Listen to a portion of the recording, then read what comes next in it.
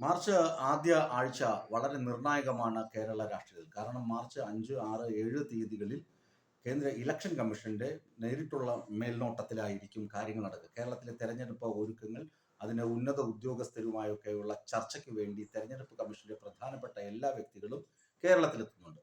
5, 6, 7 തീയതികളിൽ വിവിധ രാഷ്ട്രീയ കക്ഷികൾ, DGP, അതുപോലെ തന്നെ IAS ഉദ്യോഗസ്ഥർ, സെക്രട്ടറിമാർ, അതുപോലെ ഉള്ള എല്ലാ ഉന്നത തലങ്ങളിലുള്ള ആളുകളുമായും ഇലക്ഷൻ കമ്മീഷൻ ചർച്ച നടത്തും, വിവരങ്ങൾ ശേഖരിക്കും, വിവരങ്ങൾ ക്രോഡീകരിക്കും. അതിനുശേഷം 8-ാം തീയതിയോ 9-ാം തീയതിയോ 10-ാം തീയതിക്കുള്ളിൽ തന്നെ കേരളത്തിലെ തെരഞ്ഞെടുപ്പ് പ്രഖ്യാപിക്കപ്പെടും എന്നാണ് ഇപ്പോൾ കണക്കാക്കപ്പെടുന്നത്.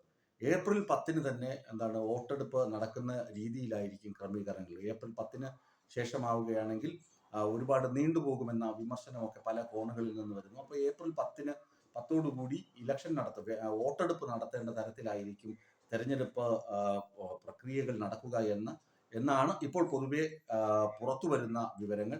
അതോടുകൂടി തന്നെ രാഷ്ട്രീയ കേന്ദ്രങ്ങളൊക്കെ ഉണർന്ന് പ്രവർത്തിക്കുന്നുണ്ട്.